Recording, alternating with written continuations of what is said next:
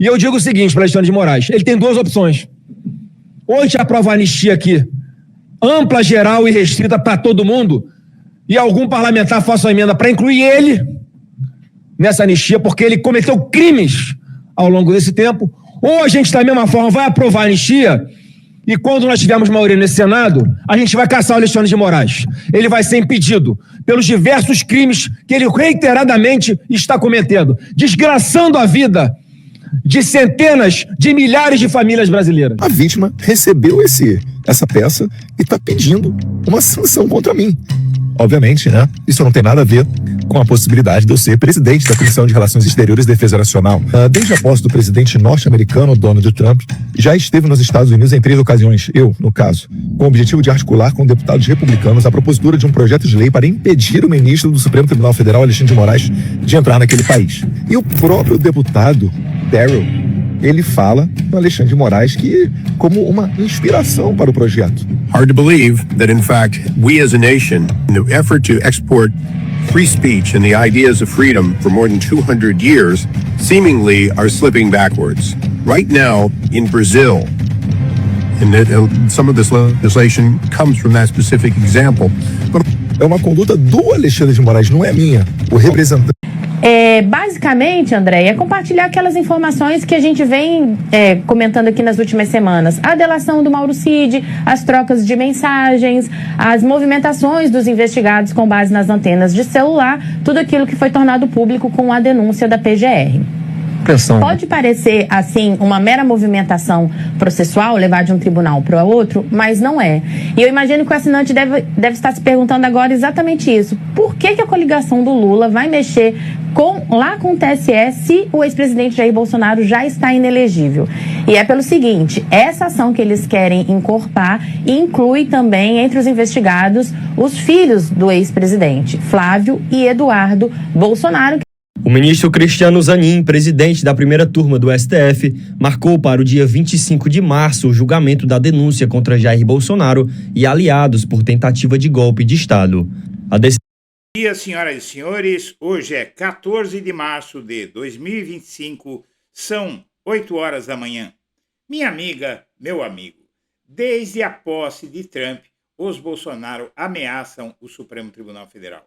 O tribunal reagiu, acelerou o julgamento e não para por aí. Após domingo, vai piorar. Em primeiro lugar, na prática, Bolsonaro e outros 33 denunciados pela PGR já são réus. Após Gonê rejeitar suas defesas, só não foi oficializado ainda que são todos réus. Mas ninguém acredita que vai deixar de ser diferente no dia 25, quando o Supremo Tribunal Federal, na sua primeira turma, vai decidir, entre aspas, se, entre aspas, aceita a denúncia da Procuradoria.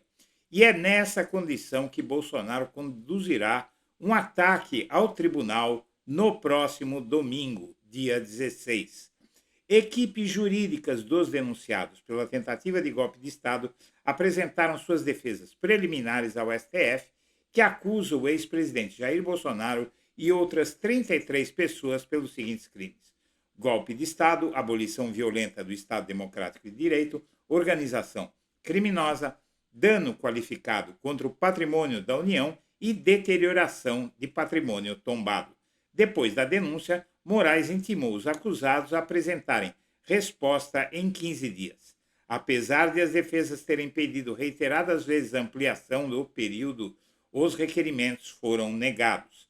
Ao oferecer a denúncia ao Supremo, a PGR separou os acusados em 4 núcleos de atuação. Núcleo crucial é o núcleo central da organização criminosa, do qual partiam as principais decisões e ações de impacto social. Formado por Jair Messias Bolsonaro, Alexandre Rodrigues Ramagem, Almir Garnier dos Santos, Anderson Gustavo Torres, Augusto Heleno, Paulo Sérgio Nogueira de Oliveira, Walter Souza Braga Neto e Mauro César Barbosa Cid. Já no núcleo de gerência, era composto por pessoas com posições profissionais relevantes, responsáveis por gerenciar as ações elaboradas pela organização. São eles: Silvinei Vasques, Marília Ferreira de Alencar, Fernando de Souza Oliveira, Mário Fernandes, Marcelo Costa Câmara e Felipe Martins. Núcleo de coerção, formado por integrantes das forças de segurança pública que se alinharam à trama golpista, com 11 denunciados, quase todos militares e ou policiais. Núcleo de coerção, formado por integrantes das forças de segurança pública que se alinharam à trama golpista e que tem mais 5 pessoas. Bolsonaro se queixa de que seu processo está andando rápido demais e diz que isso ocorre porque ele não é do sistema. Mentira! Lula foi condenado em primeira instância em julho de 2017, em segunda instância em janeiro de 2018 e foi preso 3 meses depois, em abril de 2018. Foi condenado em 2 instâncias e preso em 9 meses. O caso de Bolsonaro se arrasta há mais de 2 anos. Um dia após a denúncia da PGR contra Bolsonaro por tentativa de golpe de Estado, Donald Trump entrou com uma ação no Tribunal Distrital da Flórida contra Alexandre de Moraes para intimidá-lo. Agora chegou a vez de Moraes jogar, com o apoio integral do Poder Judiciário. Antes de prosseguir, eu quero pedir a você que acompanha o Blog da Cidadania, que se inscreva no canal, deixe seu like e assista ao vídeo curto que vem a seguir sobre campanha do canal para modernizar seus equipamentos e melhorar a sua estrutura de trabalho, com vistas a 2026. E vamos em frente. O juiz Sérgio Moro decidiu excluir as provas levantadas para identificar a fonte do blogueiro Eduardo Guimarães. Ele antecipou a operação policial contra o ex-presidente Lula em março de 2016. Na última terça-feira, o blogueiro foi levado coercitivamente para prestar depoimento na sede da Polícia Federal, em São Paulo. Moro voltou atrás após a repercussão negativa junto a entidades de comunicação. Em nota, a defesa de Eduardo Guimarães diz ser evidente a ilegalidade da investigação e que pedirá restituição de equipamentos eletrônicos apreendidos durante a operação. Eu vou finalmente retirar o meu equipamento na Superintendência da Polícia Federal aqui em Curitiba e vou deixar consignado o meu protesto. Vai estar retirando um pendrive preto e prata da marca Altina. Apaguei. O notebook da Dell, o tag. E hoje eles estão me devolvendo meu equipamento e não acharam nada contra mim. E eu tive que vir de São Paulo a Curitiba para recuperar o que era meu, que me foi levado indevidamente. Senhoras e senhores, eu quero pedir a todos que me assistem que considerem fazer uma doação ao Blog da Cidadania para que nós possamos terminar de comprar novos equipamentos mais modernos, porque eu estou me aguentando com esses que eu recuperei das mãos da Polícia Federal lá em 2017, que já estão ficando muito velhos. Com a ajuda do público, eu já comprei o primeiro de 3 computadores, são máquinas caras, ainda tem algumas câmeras, iluminação, algumas coisas que precisam ser compradas.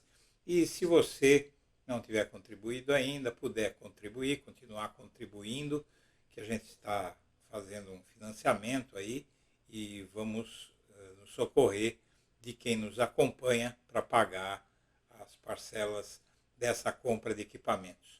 Senhoras e senhores, eu agradeço a atenção e vamos em frente.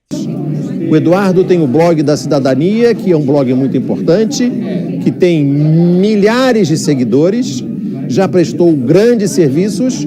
Aliás, é outra coisa, doutor Moro, que é importante o senhor saber o que eu penso. Eu vi já alguns depoimentos, aí eu vi a busca e apreensão na casa do jornalista Eduardo Guimarães. Minha amiga, meu amigo, você vê aí matéria que o Blog da Cidadania publicou no dia 9 de março. Moraes tem surpresa para Bolsonaro, dia 16. E, de fato, ele tem uma surpresa. O Bolsonaro vai à manifestação do próximo domingo na condição de réu. Claro que ainda não foi oficializado, isso vai ser oficializado dia 25 de março. Mas vídeo que eu publiquei ontem, dizendo que ele vai para a manifestação de domingo, já na condição de réu, significa, na prática, oficialmente, precisa que a primeira turma se reúna e, em 3 sessões, conforme está sendo anunciado, oficialize que o Bolsonaro já é réu junto com mais 33 acusados. Mas isso é só pro forma, não vai mudar nada. Isso vai acontecer, não há dúvida que vai acontecer. Como não havia dúvida de que, nesta semana, como foi dito aqui, como está sendo dito nesta matéria, o PGR aceitaria a denúncia o PGR confirmaria a denúncia que fez ao STF contra o Bolsonaro mais 33, e o Alexandre de Moraes, em seguida, muito rapidamente, liberaria para que o plenário da primeira turma votasse. E o julgamento, foi dito nessa edição também, que o Zanin marcaria imediatamente o julgamento. Por quê? Porque o STF está seguindo o rito, trâmite normal da justiça, mas está agindo com mais celeridade do que de costume, seguindo inclusive a regra como ela deve ser. O STF está seguindo a regra como ela deve ser. Geralmente ele dá um tempo político, dá uma olhada para o cenário, tal. Como eles estão ameaçando, tentando mostrar que é possível ameaçar o Poder Judiciário brasileiro, o tribunal tem que adotar essa conduta que está adotando, de reagir com rapidez e dureza. Já no dia 12, eu escrevi a matéria que a decisão surpresa do STF acelera o julgamento. Foi anteontem. Anteontem já estava sendo dito, não é, na verdade, na quarta-feira, já estava sendo dito aqui que o STF ia acelerar o julgamento. Muito bem. A rapidez de Alexandre de Moraes, que ficou clara ontem, colocou investigados da trama golpista em estado de alerta. Eles estão em estado de alerta porque eles achavam que o STF estava com medo deles. Basicamente é isso. A rapidez que o ministro Alexandre de Moraes, do STF, tem imprimido a tramitação do caso da trama golpista colocou em estado de alerta os investigados que já foram denunciados pela PGR por envolvimento nas articulações para impedir a posse de Lula. A impressão entre os advogados ouvidos reservadamente pela equipe é de que a celeridade de Moraes indica não apenas que a denúncia será recebida sem maiores dificuldades pela primeira turma, como confirma as previsões de que o STF pretende dar um rápido desfecho ao caso ainda neste ano, antes, portanto, do período eleitoral de 2026, é o que a gente vem dizendo há meses aqui no canal. Muito bem. O fato é que as íntegras das defesas dos denunciados por tentativa de golpe mostra que eles não têm, basicamente, eles não têm argumentos para enfrentar as acusações que foram feitas. Eles se concentram em 3 pontos. Primeiro ponto, querem anular a delação do Mauro Cid. Segundo ponto, questionam o foro no STF. Queriam que o julgamento fosse para a primeira instância. E terceiro ponto, eles atacam a competência do Alexandre de Moraes para julgar o caso, não a competência, se ele é o juiz adequado, dizendo que ele é parcial, e o STF já recusou isso umas 10 vezes. Não é menos, mas eu estou exagerando, mas muitas vezes.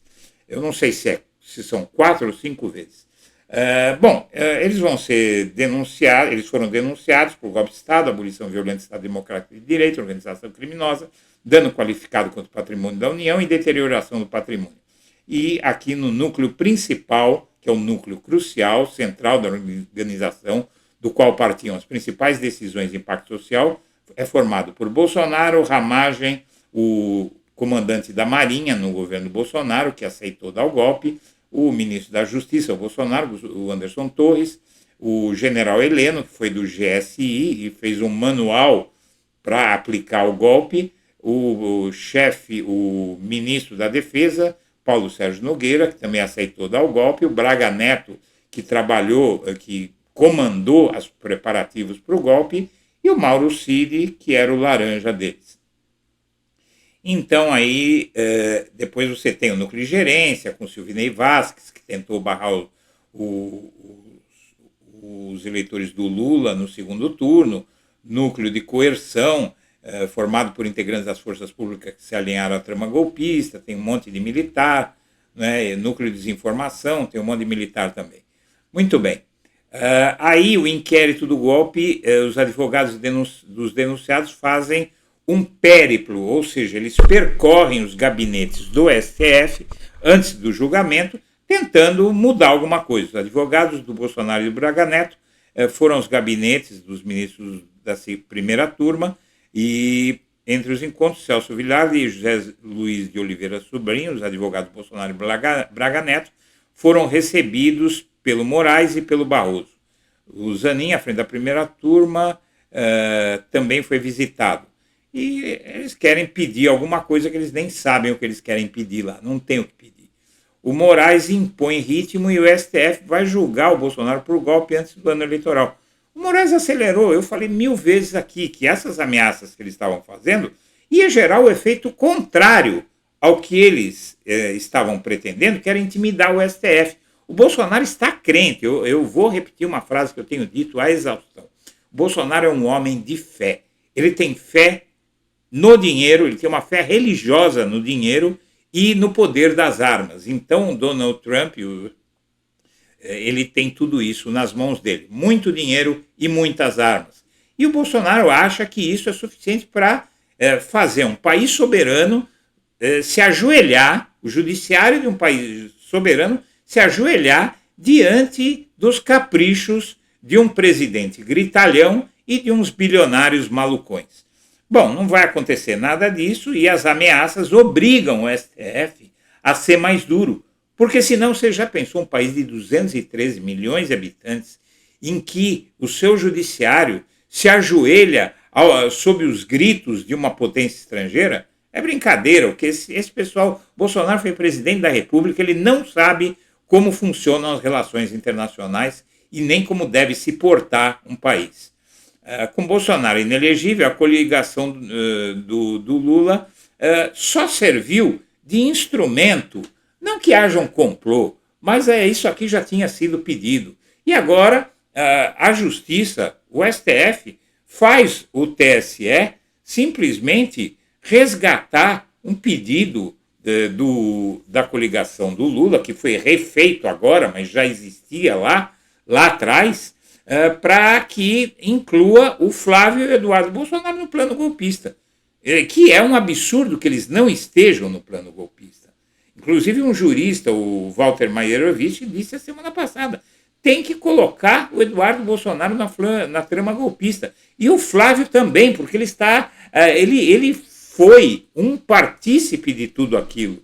É brincadeira deixar eles de fora, e falta a Michelle ainda, mas a hora dela vai chegar. Vamos lá. O PGR mantém denúncia contra Bolsonaro no STF com um novo entendimento de foro. Eu fiz também um vídeo sobre essa novela, que começou no início do ano passado. Em março, o terrivelmente evangélico pediu vista. O que é esse entendimento do foro? É a oficialização no STF de que quem comete crime no exercício do mandato responde no STF mesmo depois que termina o mandato. Isso tinha sido mudado em 2018, o cara deixava o mandato, os crimes que ele cometeu do mandato eram julgados na primeira instância e aí a pessoa se safava dos crimes, porque na primeira instância não anda. São juízes das paróquias ali, um é amigo do outro. Então o STF mudou o seu entendimento, a jurisprudência, mas começou a mudar já no início de 2024, depois que ficou claro que o Bolsonaro ia ser processado. E isso já faz mais de um ano, né? Já está indo para 1 ano e meio quase. E se arrastou até agora. Foi nesta semana que o STF fechou, bateu o martelo e oficializou que quem comete crimes no exercício do mandato é julgado lá no STF, com foro privilegiado. O PGR rebateu a defesa de Bolsonaro, como todos sabiam que ele ia rebater, e reafirmou a denúncia por golpe de Estado, e aí já era. Já era. A partir desse ponto aí, na verdade, antes desse ponto já era. Aqui mesmo foi dito várias vezes isso. O PGR não vai aceitar. É a denúncia dele mesmo, ele vai voltar atrás da denúncia dele, não tinha o que acontecer. É uma questão de lógica. Mas tem muita gente que fala, tem que esperar, tal. Tem que esperar, mas você já sabe que tem que esperar porque é protocolar. Porque, na verdade, o Bolsonaro já é réu. Ele já é réu no momento que a Polícia Federal o denunciou. Porque todos, Gonê, Moraes, Polícia Federal, o STF inteiro, estavam todos trabalhando para punir os ataques às sedes dos três poderes e a tentativa de golpe. Para jogar a trama golpista, o Cristiano Zanin, inclusive, adotou um rito extraordinário e convocou 3 sessões seguidas da primeira turma para fazer o protocolar. Porque, na verdade, todo mundo sabe, isso não é um segredo para ninguém, já demorou muito, o STF foi sendo mais lento para evitar a gritaria, porque o STF estava certo do que ia acontecer. Mas agora realmente não tem mais sentido, porque quanto mais o tempo passa, mais eles se estruturam para incitar crimes, incitar violência, tem bomba. Olha, nessa semana já teve mais uma bomba caseira preparada no metrô de São Paulo. Isso vai terminar mal se não for resolvido logo. E o STF finalmente entendeu isso. O Zanin marca para 25 de março o julgamento da denúncia, como todos já sabem. E aí o Bolsonaro vai fazer cineminha, teatrinho. Ele marca o Trump aqui, dizendo que nos Estados Unidos a perseguição ao Trump e as ridículas acusações de insurreição levaram quase 5 anos, e aqui é muito mais rápido. Em outros países, como a Alemanha, onde o uso do direito como arma política ainda causa escândalo, um processo com o mesmo tema demora, mas o Brasil... demora, Bolsonaro, mas vamos ver se demora porque é você. Veja só, o Moro condenou Lula a 9 anos e 6 meses de prisão no caso do Triplex. Aqui, olha a data, gente.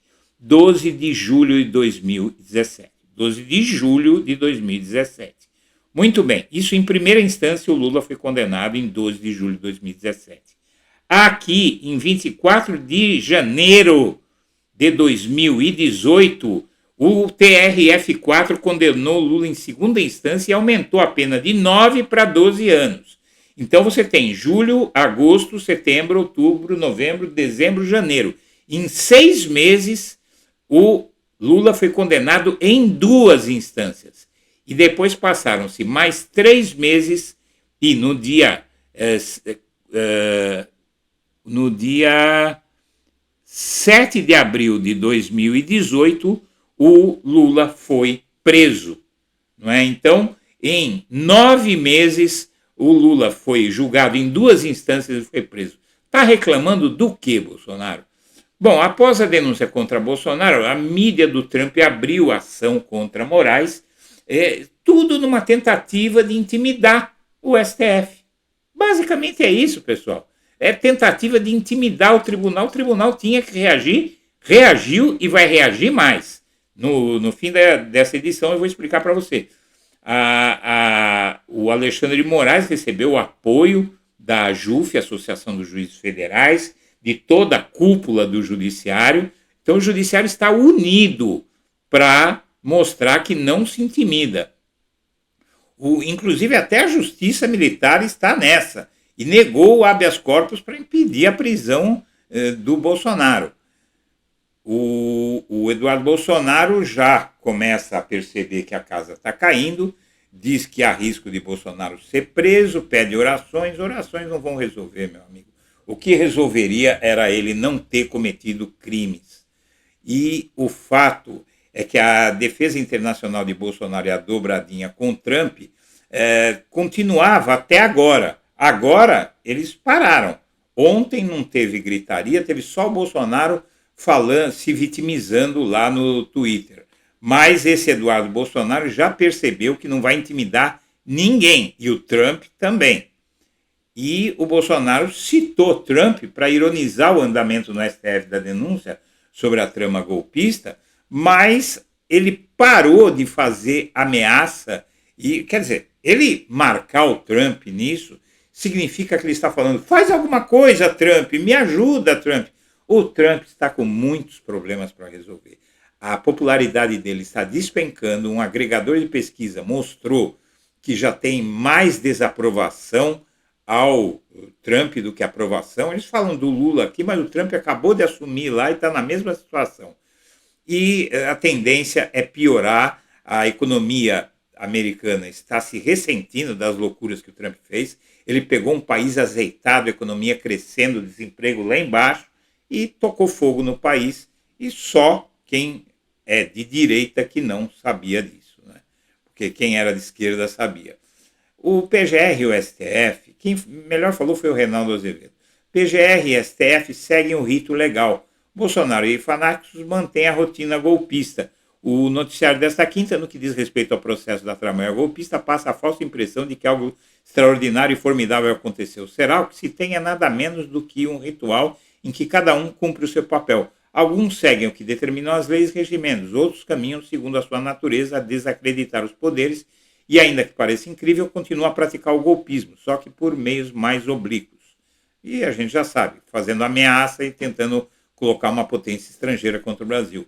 O julgamento de Bolsonaro no STF ser acelerado para evitar o uso político pelos dois lados em 2026. Esse jurista, um jurista disse isso, né?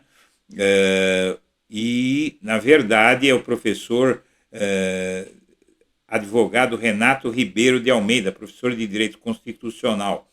E, na verdade, ele diz o seguinte, que o STF acelera o julgamento para que em 2026 não fique aquela discussão do julgamento que vai truncar o julgamento, né? Vai ser mais difícil, com um lado e outro debatendo na política sobre o julgamento. Evidentemente, durante uma eleição vão dizer que o Bolsonaro está sendo preso para evitar que ganhe a eleição.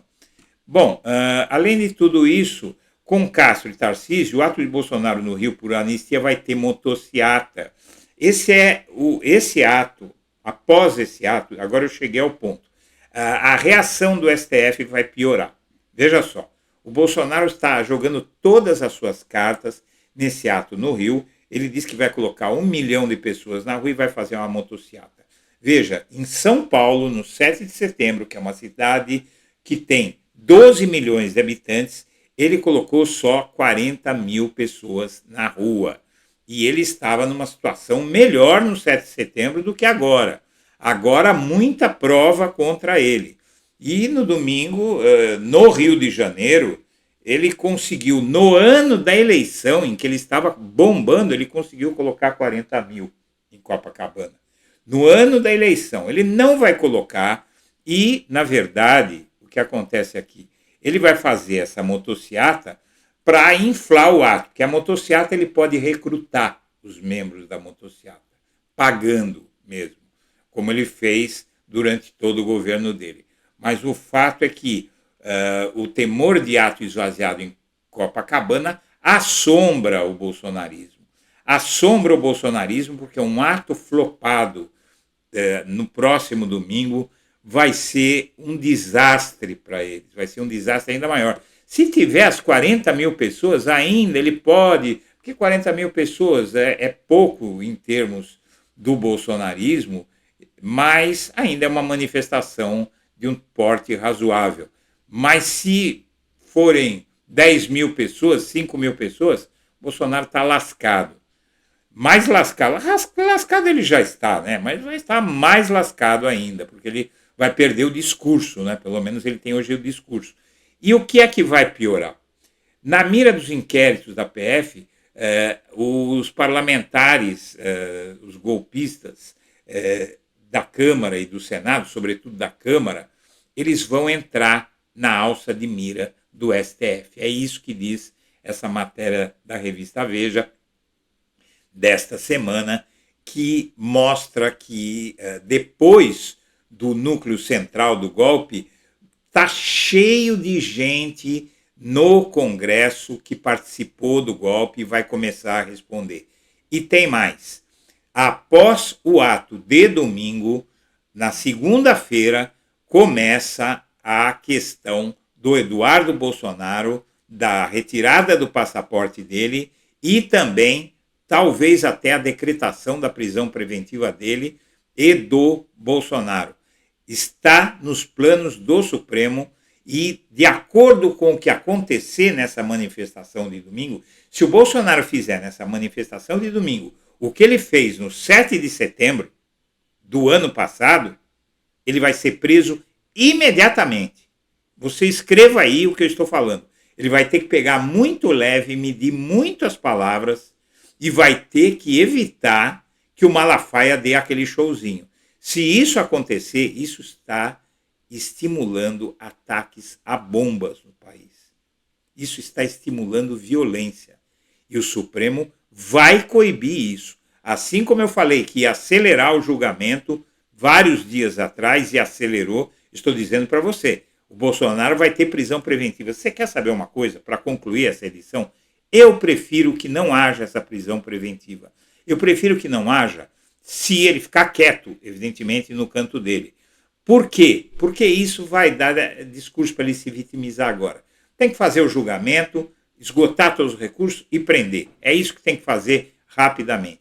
Mas o Bolsonaro está forçando a prisão dele. Senhoras e senhores, eu agradeço a atenção e deixo meu abraço para todo mundo.